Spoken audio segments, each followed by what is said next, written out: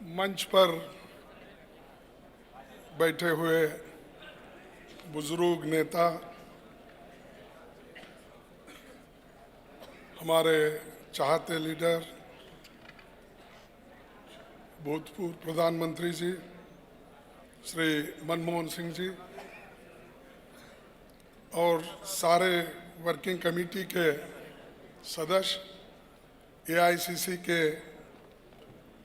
सारे working committee के secretaries और यहाँ पर पधारे हुए मेरे भाइयों और बहनों, माध्यम के मेरे मित्रों और सभी एआईसीसी के घटक के अध्यक्ष और सारे नेतागण, मैं संगठन के सेक्रेटरीज को उनका आभार मानता हूं कि मुझे बोलने का मौका मिला।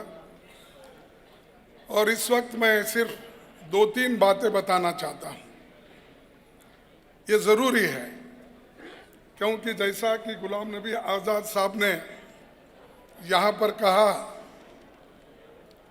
कि पार्लियामेंट में नोटबंदी पे क्यों बहस नहीं हुई, क्या कारण है, और बाहर के लोगों में ये अफवाहें फैलाए जा रहे हैं कि कांग्रेस के लोग, विरोधी दल के लोग सदन में बात नहीं करना चाहते हैं, चर्चा नहीं चाहते हैं, सिर्फ वो हंगामा मचाना चाहते हैं, पार्लियामेंट को डिस्टर्ब करना चाहते हैं और डिस्ट्रप्शन एक ही उनका तरीका है, ऐसा संदेश बाहर दिया जा रहा है। लेकिन मैं आपके नॉलेज के लिए ये बताना चाहता हूं कि जब पार्लियामेंट शुरू हुआ उसी दिन हमने रूल 56 के तहत जो एडजर्नमेंट मोशन होता है उसके तहत हमने नोटिस दी। हम सभी लोग जाकर स्पीकर से मिले कि सारे विरोधी दल के लोग ये चाहते हैं कि डिमोनेटाइजेशन पे, नोटबंदी पे चर्चा चाहते हैं, सभी बिजनेस को आप बंद करके इसको लेना चाहिए। तब उन्होंने नहीं माना, वो कहे कि एडजर्नमेंट मोशन हम नहीं ले सकते। हमने कहा ये तो पार्लियामेंट का प्रोसीजर है, ये रूल्स में है और रूल्स के तहत ही हम चर्चा करना चाहते हैं। 2-3 होने के बाद उन्होंने फिर कहा अगर आप किसी और रूल्स में नोटिस दिए तो हम आपको उसका समय देंगे। तब फिर हमने ये सोचा, सभी पार्टियों ने मिलके, 17 पार्टी के लोग मिलके और एक नोटिस दिया कि रूल 184(2) के तहत हमको डिस्कशन के लिए, चर्चा के लिए आप अवकाश दीजिए।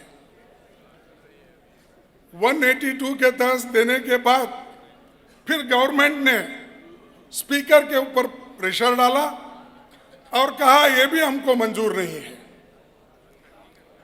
तो फिर वो 2-3 दिन चले गए, ऐसे ही 2 हफ्ते चले गए, क्योंकि मोदी सरकार के हठधर्मी के वजह से और उनका जो एक टेंडेंसी है, पार्लियामेंट में नहीं बोलते, पार्लियामेंट के बाहर बोलते हैं, चर्चा वो बाहर करते हैं लेकिन अंदर आके चुप बैठते हैं।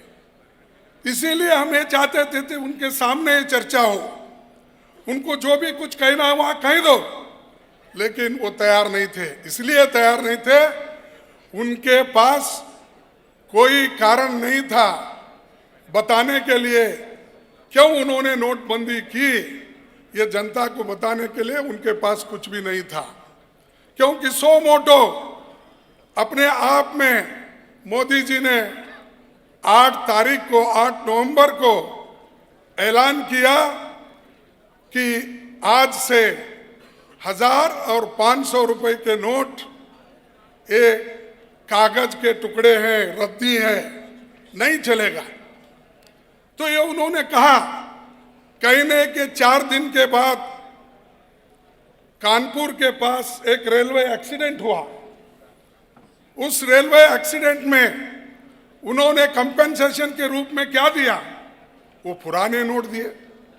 अरे जिसको मोदी जी ने कहा 8 तारीख को 8 बजे, आज से ये 500 के 1000 के नोट ये रद्दी है, कागज के टुकड़े हैं, इसको कोई कीमत नहीं है। तो मैं पूछता हूं मोदी साहब, अगर वो कागज के टुकड़े हैं तो आपने कंपेंसेशन के रूप में उन गरीब लोगों को क्यों दिया वो नोट चढ़ाने के लिए? तो आप कहते एक है और करते एक है। हमने उनसे ये पूछा कि मेरे को और एक याद आ रहा है, जब वो गोवा गए थे वो रो पड़े अचानक। तो मुझे मालूम नहीं हुआ कि भाई एक प्राइम मिनिस्टर क्यों रो रहा है। तो फिर मेरे स्टेट में आए, बेलगाम में, वहां पर इमोशनली भाषण किया और नौजवानों को भड़काने लगे कि देश के लिए आपको समर्थन करना पड़ेगा, देश के लिए आपको त्याग करना पड़ेगा। ये सारी चीजें उन्होंने बताई। फिर जब ऑल पार्टी की मीटिंग थी, गुलाम नबी आजाद साहब थे, सभी लोग जितने भी पार्टी के मुखिया थे वहां पर बैठे हुए थे। तब मैं उनसे पूछा, साहब आप गोवा में क्यों रो पड़े?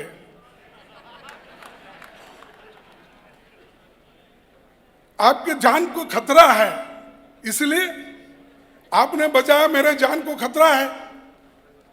तो मैं उनसे पूछा, एक प्राइम मिनिस्टर जो 130 करोड़ जनता को रिप्रेजेंट करता है और जिसके पार्टी के 330 लोग एनडीए की वहां पर है और झट झट झट प्लस उसको सिक्योरिटी है, आरएसएस की फौज उसके पीछे है, इंडस्ट्रियलिस्ट उनके पीछे हैं, अगर आपकी हालत यह है तो मेरी हालत क्या होगी? मैं पूछा ये सामने पूछा, आप किसी को भी पूछ सकते हैं।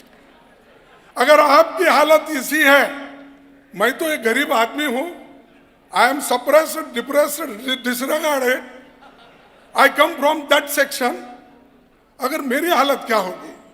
2 मिनट और, तो मेरी हालत क्या होगी? तो तब उन्होंने उसको जवाब नहीं दिया। और एक बात मैं उनसे पूछा, मोदी साहब आपने और एक बात गलत की, क्या है? कि जब राहुल जी एटीएम के पास ठहर के लोगों के दुख और दर्द को समझना चाहते थे, वहां की हालात क्या है उसको देखना चाहते थे, जब वो क्यू में जाके ठहरे थे लोगों के हालात पूछने के लिए, मजदूरों के, किसानों के, गरीबों के, जो छोटे मोटे कारोबार करने वाले, क्योंकि सारे वो गरीब लोग की लाइन में ठहरे हुए थे, कोई अमीर तो नहीं था वहां, कोई सूट बूट वाला तो नहीं था वहां। तो उनकी हालात पूछने के लिए राहुल जी गए थे। तो आपने ये कहा कि 2G और कोयले में जो ब्लैक मनी कमाए हुए लोग थे, वैसे लोग आकर लाइन में 4000 के लिए ठहरे, आपने कहा। तो मैं पूछना चाहा, उनको कहा, माफ कीजिए, अगर राहुल जी वहां ठहरे किसी का दुखड़ा पूछने के लिए, अगर आप ऐसी बात करते हैं तो मैं ये भी पूछ सकता हूं कि आपकी मां मेरी मां है, आपकी माताजी मेरी माताजी है, लेकिन आपकी माताजी क्यों वडोदरा में क्यों में ठहर कर 4000 के लिए क्यों ठहरे? क्या वो भी काला धन लाने के लिए गए थे? ये पूछा मैंने। तो ये चीज क्यों बता रहा हूं कि ये लोगों को मालूम नहीं होता कि किस वक्त क्या बात करना चाहिए, और वो खुद ही ऐसे प्रैक्टिस कर रहे हैं और खुद ही इस झंझट में गिरे हुए हैं। गलत सलत बात करके लोगों को भड़काने का, और दूसरी तरफ दूसरों पे उंगली उठा रहे हैं। आप 60 साल में क्या किए, आप 70 साल में क्या किए। भाई हमने 70 साल में क्या किया सारी दुनिया जानती है। हमने 70 साल में कुछ किया, इसलिए मैं तो मंगलयान में आज रॉकेट घूम रहा है और आप जाके बटन दबाते हो। हर जगह रेल घूमती है, ये हमारे वजह से। हजारों किलोमीटर लाखों किलोमीटर रोड बने हैं, वो हमारे वजह से। हर देहात में जो रोशनी दिखती है वो हमारे वजह से।